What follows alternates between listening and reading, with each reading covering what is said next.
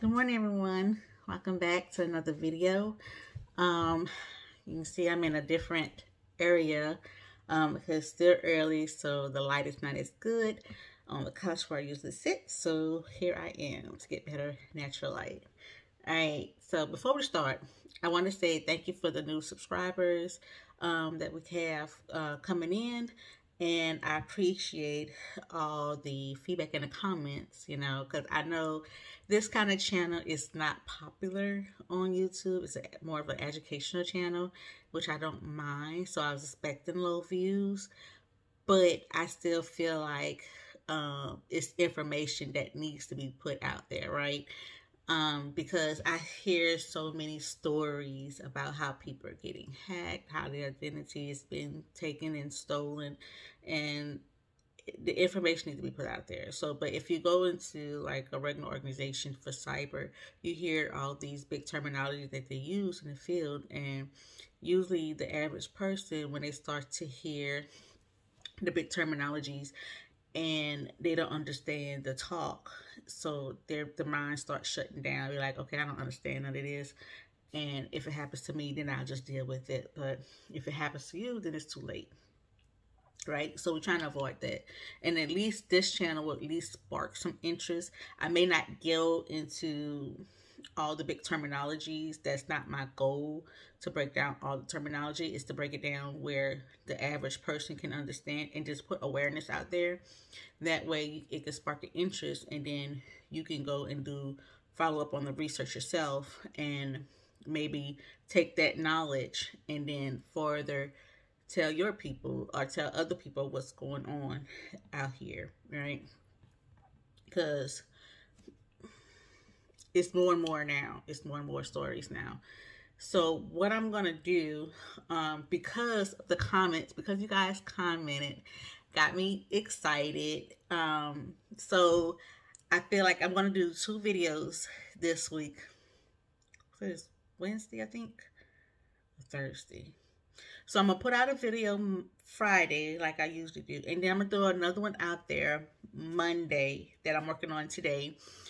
Just because you guys commented and gave me some, just talk to me in the comments, because usually I don't get comments, and which is why I stopped doing the gaming videos, because no one was watching those. So I'm like, well, I'm not going to waste my time and do these, and I'm not getting no feedback. I'm not getting no comments. So I stopped doing the gaming videos. So I figured at least I'll be able to talk. I won't be able to put as much effort into these, but I can at least get the information out there, and whether someone comment or not, it won't take me long, because I'm working on 2 other channels, getting content for those 2. So this is my least interactive channel too. So there you go. So that's the church announcement. So let's go right on into the next story, right? So you know how I said on the last video that it's not a matter of time of if it's going to happen, if a company is going to get hacked, it's when, right? So our story today, we're going to talk about Pepsi. Yes, yes, yes. Pepsi. PBV, Pepsi Bottling Ventures. Now, if I was a hacker, which probably why I am not a hacker, because I would have never thought to attack the Pepsi company. Like, what is the benefit? What is the benefit? Unless it's like a CEO. Because in my mind, I would think, okay, they would have the money, they would have the resources, but not like regular employees like you and me at a Pepsi company. I would have never thought. But like I've been saying, anyone can get attacked. It doesn't matter why, when, where. They don't care out here in these streets. So everywhere you go, you have to be careful. You have to be careful. And we rely on these companies to protect our data, protect our information, right? And even if they get hacked, then have a fast way to bring it back up, you know what I'm saying, to remedy the situation. All right, so the article. which is I'm always going to put it in the description below. So what happened? So we're talking about Pepsi, and I have my computer here for my notes. So according to the article, PBV, Pepsi Bottling Ventures, released a statement that disclosed a breach of its network. The attack resulted in the theft of the employees' personal and financial information. An email was sent out to the customers, and an attorney of the Attorney General of Montana on February the 10th. Now, peep this out. So the company discovered the breach on January 10th.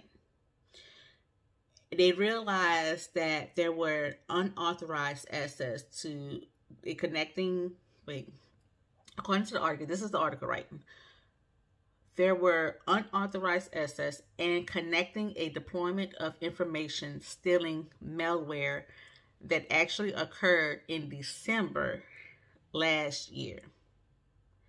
Side eye, Pepsi. So they discovered the breach January 10th, but it actually occurred in December. They said around December 23rd, 2022. That's a long time. That's a long time. That's all I'm saying. That's all I'm saying, Pepsi. So, December 23rd, 2022, and a hacker installed malware and downloaded certain information contained on their IT systems. That's about 18 days it took to discover the attack. So they just chilling on the network, looking around. They may as well be peeping in the windows. At this point, they was able to get the current employees and the former employees' names, home and email addresses, financial accounts, government issues IDs, and the digital signatures. Crazy. And this just proves my point on why I believe an organization that big, when you're collecting all this important information from employees, employers, former or not, that you have to have a security team on site, because it's about 18 days that these hackers just chilling on your network. That tells me they didn't have nothing in place to detect from the host, from down to the computers, from what you and me uses to work on, up into the switches, the routers, the firewalls. Nothing that will set off any kind of alerts that saying, hey, something is wrong, this is not right, alert, alert, mayday, mayday, mayday. Them alerts should have taken place way before the 18th date period, way before January, when it happened in December. And that just proves my point. And you see all these companies letting go their cybersecurity team, their IT infrastructure, to do what? To outsource it to a third party? Well, if you're not going to recognize it if it happened in-house, then you got to get this third party in, work that way, that system, however that goes, to get someone into your network to discover and try to prevent this. That's all. That's my opinion. So what did they do? Right? They said that the Pepsi company offered the affected employees a free year of identity monitoring services.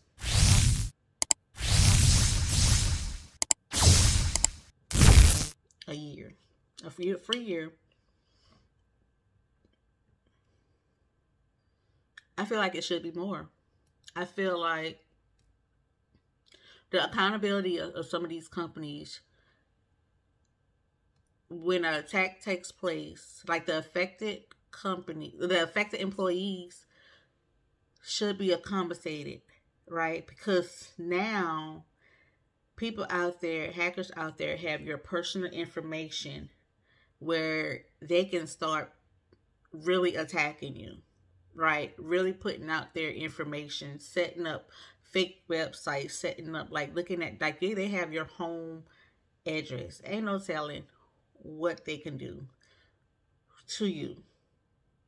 And I feel like if companies would be more reliable, or put in a situation that if they have to pay more than just giving out free monitoring services for 1 year, then they would better straighten up their security systems. You know, they would want to hire people. I see so many stories of students getting out of high school, and even for me, I've had issues where, you know, transitioning over, where companies and hiring managers, like, even for entry level positions in the security field, where they say they hire for entry level, but then they want you 5 years experience or have experience coming straight out of school. There's no possible way that that's gonna happen, you know. So people got to give them a chance. And that's all I'm saying. That's all. And until then, they will continue to get hacked, because these hackers don't care who you hire, what you hire, if you're going to a third party or not. They don't care. They don't care. So what you guys think about this? What do you guys think about this? Put it in the comments below. And for the ones who don't understand what malware is, basically it's a software designed to either disrupt, damage, or you can gain unauthorized access to your computers, to your infrastructure. So that's basically, in a nutshell, what there is. There's different types of malware, which we'll break down once we get to the articles that has been affected. All right, so like I tell you guys in every video, if you're a victim of an attack, be on the lookout for financial fraud, phishing attacks, scams where people try to trick you into giving out personal information like bank details, credit card informations, passwords, anything like that. So be on the lookout. So if you see an email that has, be sure to look out on the domain, the URL, where you type in www.google.com or whatever. Make sure those are spelled correctly. Make sure it's not like a fake. Sometimes the letters be off where you and me won't be paying attention once we type it in. And then if an email has like poor grammar in it, now you may say, okay, this person may not be the best speller in the world, right? But if your red flags go up, let them go up, and, you know, do your due diligence. And do not click on any links, attachments that you do not know of. And if they're telling you, if it's like a sense of urgency where they're trying to tell you to do something right now, it's between life and death, blase, blase, blase. Those are the red flags that you need to look out for. Okay? All right. So that is it. That is it for this video. The good old Pepsi company. These are being taken out. I've had these for my vacation Disney, so I have to light up at night. But yeah. So what you guys think? What you guys think? I thought that was interesting when I seen this video, this article for Pepsi. So I will leave everything down below. I'm about to get ready to do the other video. So I will see you guys in the next video. Bye.